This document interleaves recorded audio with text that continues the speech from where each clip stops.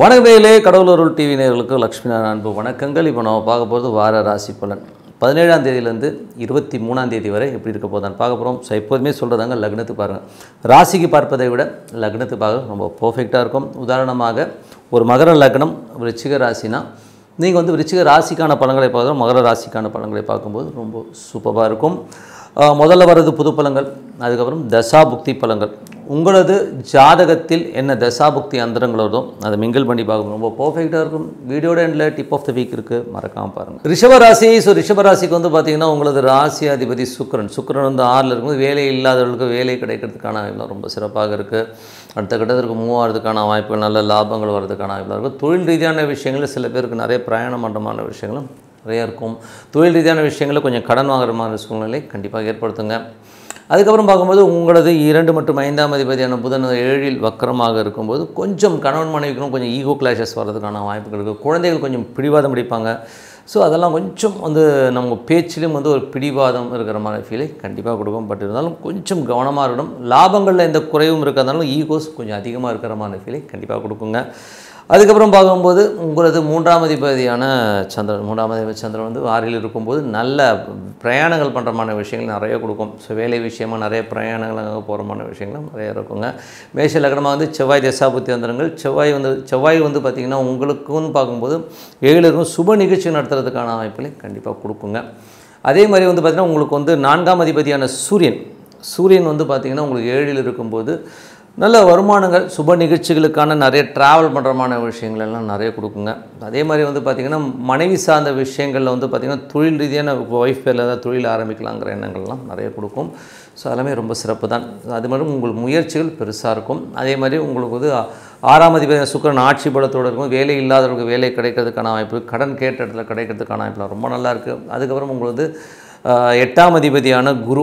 So 8ஆம் அதிபதியான குரு வந்து உங்களுக்கு வந்து 3ல் இருக்கும்போது கொஞ்சம் கவனமாக இருக்கணும். கடன் வாங்கும்போது கொடுக்கும்போது கொஞ்சம் பார்த்து பண்ணுறது ரொம்ப ரொம்ப நல்லது. ஏன்னா 8ஆம் அதிபதி 3 நாளே ஒரு 8க்கு 8ஆக வரும்போது நமது எண்ணங்களே கொஞ்சம் தெளிவாக வச்சுக்கணும். ஏன்னா கொஞ்சம் தப்பான எண்ணங்கள் நிறையா வரும், கொஞ்சம் மன உளைச்சல் ஜாஸ்தி வர்றதுக்கான வாய்ப்புகளும் ரொம்ப ரொம்ப கவனமாக இருக்கின்ற ஒரு காலகட்டங்கள்.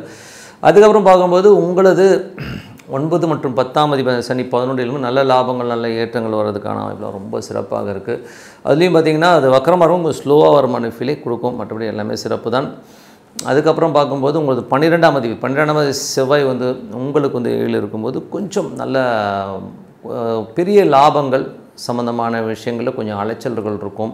ஏதாச்சும் பெருசாக சாதிக்கணுங்கிற எண்ணங்கள்லாம் இருக்கும். பட் இருந்தாலும் வந்து வருமானத்துக்கு குறைவில்லாலும் கொஞ்சம் அலைச்சலும் மன உளைச்சலும் கண்டிப்பாக கொடுக்கும். ஏன்னா அது செவ்வாய் போகிறது வந்து சனியுடைய சாரத்தில் போது அந்த மன உளைச்சலை கண்டிப்பாக கொடுத்துருங்க. ஸோ இதுவரை பார்த்து பொது பலன்கள். இப்போ பார்க்கும் தசாபக்தி பலன்கள். ரிஷப லக்னமாக இருந்து சூரியன் தசாபதினா சூரியன் வந்து பார்த்திங்கன்னா உங்களுக்கு 4ஆம் அதிபதி உங்களுக்கு 7ல் இருக்கும்போது நிலபுலங்கள் சம்மந்தமான விஷயங்களில் கொஞ்சம் நல்ல ஏற்றங்கள், நல்ல ஒரு விஷயங்களை வர்றதுக்கான வாய்ப்புகள் ரொம்ப சிறப்பாக இருக்குது. அதே காலகட்டத்தில் வந்து பார்த்திங்கன்னா உங்களுக்கு வந்து கொஞ்சம் மன உளைச்சல்கள், தாயார் சம்மந்தமான விஷயம் சின்ன சின்ன மன உளைச்சல்கள் இருக்கிறதுக்கான, தாயாரினால் வந்து உங்கள் ஹஸ்பண்ட் ஒய்ஃப்க்கு நடுவில் ஒரு சின்ன ஒரு கிளாஷ் வர்றதுக்கான வாய்ப்புகள் கொஞ்சம் கவனமாக ஹேண்டில் பண்ணுறது ரொம்ப ரொம்ப நல்லது. அதுக்கப்புறம் ரிஷப லக்னமாக வந்து சந்திரன் தசாபத்தி சந்திரன் வந்து பார்த்திங்கன்னா வேலை விஷயம் நல்ல ஏற்றங்கள், நல்ல லாபங்கள் கொடுக்கும். அதுக்கப்புறம் பார்க்க ஒரு புதன் வியாழக்கிழமைகளில் வந்து கொஞ்சம் ஒரு சின்ன மன உளைச்சலையோ ஒரு ஸ்ட்ரெஸ்ஸையோ கொடுத்துரும். ஸோ அதுதான் ஒரு பெரிய ப்ராப்ளம். கொஞ்சம் தாயோட உடலும் சம்மந்தமான விஷயம் கொஞ்சம் கவனமாக பார்த்துக்கிறது ரொம்ப ரொம்ப நல்லது. அதுக்கப்புறம் பார்த்து ரிஷப லக்னமாக இருந்து ராகு தசாபதி. ராகு வந்து பார்த்திங்கன்னா உங்களுக்கு 10ல் இருக்கும்போது தொழில் ரீதியான விஷயம் புதிய வாய்ப்புகள் கிடைக்கும், நல்ல ஒரு வளர்ச்சி கிடைக்கிறதுக்கான வாய்ப்புலாம் ரொம்ப சிறப்பாக இருக்குது. ரிஷப லக்னமாக இருந்து குரு தசாபதி. குரு வந்து 8ஆம் அதிபதி 3ல் இருக்கும், ரொம்ப ரொம்ப கவனமாக இருக்கணும். ஏன்னா வந்து புதிய ஒப்பந்தங்கள், செக் இஷ்யூ பண்ணுறது, புதிய கடன் பத்திரம்லாம் கையெழுத்து போடும்போது 1க்கு 4 வாட்டி படித்து பார்த்து கையெழுத்துப்பாங்க, யோசிங்க இது வாங்கணுமா என்னென்னு. ஏன்னா அதனால் ஒரு மன உளைச்சல் வரும். கொஞ்சம் மெடிடேஷன் சாண்டிங் பண்ணுறது ரொம்ப ரொம்ப நல்லது. ரிஷப லக்னமாக இருந்து சனி தசாபதி. சனி 11ல் இருக்கும், நல்ல லாபங்கள், தொழில் நல்ல லாபங்கள், ஏற்றங்கள் வர்றதுக்கான ரொம்ப சிறப்பாக இருக்குது. ரிஷப லக்னமாக இருந்து புதன் தசாபதி. புதன் 2, 5ஆம் அதிபதி 7ல் வக்கரமாக இருக்கும்போது குழந்தைகள் பிடிவாதம், இதனால் கணவன் மனைவிக்கு ஒரு சின்ன சின்ன ஈகோ கிளாஷஸ் வர்றதுக்கான வாய்ப்புலாம் கொஞ்சம் கவனமாக பார்த்துக்கிறது ரொம்ப ரொம்ப நல்லது. ரிஷப லக்னமாக இருந்து கேது தசாபதி. கேது வந்து பார்த்திங்கன்னா உங்களுக்கு 4ல் இருக்குங்க. ஸோ 4ல் உள்ள கேது வந்து தாயாரோட உடல்நலம் சம்மந்தமான விஷயங்களில் கொஞ்சம் கவனமாக இருக்கணும். கொஞ்சம் மருத்துவ செலவு வர்றதுக்கான வாய்ப்புகளும் கொஞ்சம் கவனமாக பார்த்துக்கிறது ரொம்ப ரொம்ப நல்லது. வீடு பராமரிப்பு வேலைகள் சில பேர் பண்ணுறதுக்கான வாய்ப்புகளும் நிறைய இருக்குங்க. அதுக்கப்புறம் ரிஷப லக்னமாக வந்து சுக்கிரன் திசை, அதாவது சுக்கிரன் 6 வேலை இல்லாதவர்களுக்கு வேலை கிடைக்கிறதுக்கான அமைப்புலாம் ரொம்ப நல்லாயிருக்கு. உங்களுடைய உடல்நலம் சம்பந்தமான விஷயங்களை கொஞ்சம் கவனமாக இருந்துக்கிறது ரொம்ப ரொம்ப நல்லதுங்க. மற்றபடி என்னை பொறுத்தவரை ஒரு நல்ல ஒரு பிரார்த்தனை, மனதார இறைவனை பிரார்த்தனை பண்ணும்போது கண்டிப்பாக அடுத்த லெவல் போகிறதுக்கான ரொம்ப சிறப்பாக இருக்குது. இப்போ பார்க்க போகிறது tip of the week. Tip of the வீக்கில் நம்ம பார்க்க போகிறது பார்த்திங்கன்னா விஷ்ணுபதி புண்ணிய காலம். ஸோ விஷ்ணுபதி புண்ணிய காலத்தில் வந்து பார்த்திங்கன்னா அது ரொம்ப முக்கியமான ஒரு காலகட்டம். சூரியன் பெயர்ச்சியாகி போகிற ஒரு விஷயந்தான். சூரியன் வந்து இப்போ துலாமில் இருந்து விருச்சிகத்துக்கு பெயர்ச்சியாகிற அந்த ஒரு காலகட்டத்தை தான் நம்ம விஷ்ணுபதி புண்ணிய காலம், அதுவும் ஸ்திர ராசிகளில் சூரியன் நுழைகிற ஒரு காலமாகவும் நம்ம சொல்லுவோம். அன்றைக்கி நம்ம என்ன பண்ணால் நமக்கு நல்லா வந்து நடக்கும், என்ன மாதிரி நல்லது நடக்கும்? விஷ்ணுபதி புண்ணிய காலம்னாலே பொருளாதார ரீதியாக எனக்கு ரொம்ப பண கஷ்டம் இருக்குது, ரொம்ப பிரச்சனைகள் இருக்குது, எனக்கு வந்து ஃபினான்ஷியலி நான் ரொம்ப டவுனாக இருக்கேன் அப்படின்னு சொல்கிறவங்க கண்டிப்பாக இந்த விஷ்ணுபதி புண்ணிய காலத்தை வந்து நான் பயன்படுத்திக்கணும். என்ன மாதிரி விஷயம் நடக்கும்னா, ஒரு ரொம்ப கஷ்டத்தில் இருக்கீங்கன்னா இந்த பிரார்த்தனையை நீங்கள் பண்ணும்போது அந்த ஃபினான்ஷியல் பேர்டன் வந்து ஒரு 2 விஷ்ணுபதி புண்ணிய காலம் தாண்டும் போதே அந்த ஃபினான்ஷியல்லேருந்து ஒரு பெரிய ஒரு மாற்றம் இருக்கும். பெரிய பண உறவை கொடுக்கறதுக்கான ஆகலாம் ரொம்ப அற்புதமாக இருக்குது. என்ன பண்ணணும்?